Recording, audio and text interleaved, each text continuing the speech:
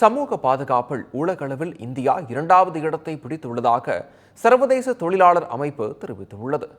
சர்வதேச தொழிலாளர் அமைப்பு வெளியிட்டுள்ள அறிக்கையில், இந்தியாவின் சமூக பாதுகாப்பு 2015ஆம் ஆண்டு 19% இருந்ததாகவும் 2025ஆம் ஆண்டு 64.4% அதிகரித்து உள்ளதாகவும் தெரிவிக்கப்பட்டுள்ளது. இது கடந்த புத்தாண்டுகளில் முன்னெப்போதும் இல்லாத அளவுக்கு அதிகரித்து உள்ளதாகவும் கூறப்பட்டுள்ளது. இந்தியாவில் ஏழைகள் மற்றும் தொழிலாளர் வர்த்தகத்தினருக்கு சமூக பாதுகாப்பில் முன்னுரிமை அளிக்கப்படுவதாகவும் 107 கோடி பேருக்கு சமூக பாதுகாப்பை வழங்கும் சீனாவை முந்தி உலகின் மிகப்பெரிய சமூக பாதுகாப்பு வழங்குநராக இந்தியா முன்னேறும் எனவும் குறிப்பிடப்பட்டுள்ளது. மேலும் 2026ஆம் ஆண்டுக்குள் சமூக பாதுகாப்பை வழங்குவதில் இந்தியா முதன்மை நாடாக மாறும் எனவும் சர்வதேச தொழிலாளர் அமைப்பு அறிக்கையில் தெரிவிக்கப்பட்டுள்ளது.